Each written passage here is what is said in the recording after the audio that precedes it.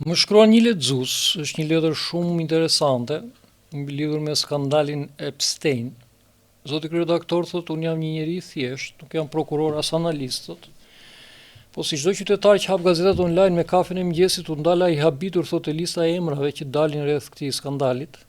Deri dje, thotë, këta emra më dukeshin si njerëz serioz, ish president, biznesmen të mëdhenj, akademik, figura që na japeshin si modele e suksesit dhe moralit, thotë. Sot i gjej të shënuar në dokumente që flasin për udhëtime seksuale, pedofilit në veriqme të tjerë. Dhe këtu thot fillon edhe udhëtimi im dhe fillon edhe më duket vetja naiv, thot.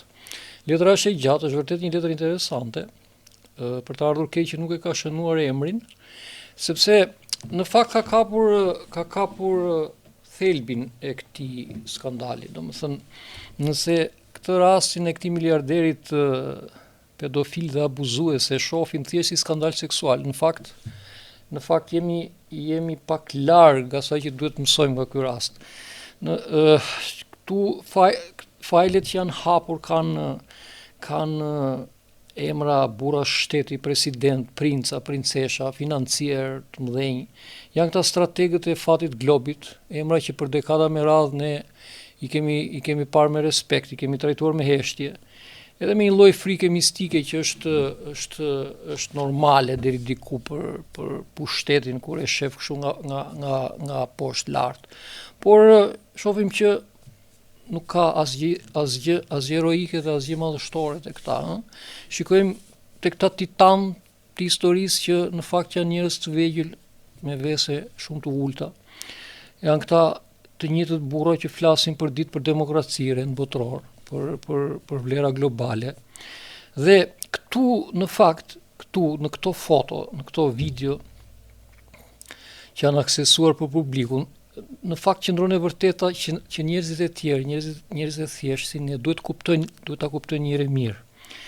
Që kemi një prirje, domethënë shoqëritë kanë një prirje të rrezikshme, domethënë e adhurojnë pushtetin, e adhurojnë e ngatrojnë autoritetin, e ngatrojnë me virtytin. Domethënë e ngatrojnë suksesin, e ngatrojnë me moralin. Në fakt, kjo është arsyeja pse zhgënjimi vjen gjithmonë, pavarësisht se ndonjëherë vjen me vonesë. Çmitizimi i tyre në fakt nuk është cinizëm siç më shkruan një lexues tjetër në të njëjtin shkrim. Çmitizimi këtyre në pushtet është në fakt higjenë mendore. Është higjenë mendore.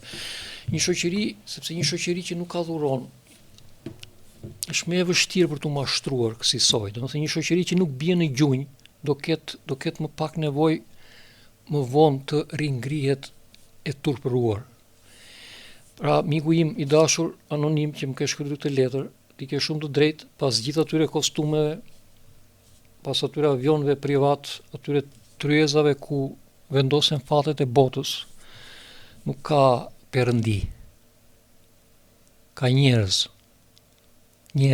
dhe me sa shohim nga ky rast janë njerëz me vese. Faleminderit për letrën dhe ditë të mbar.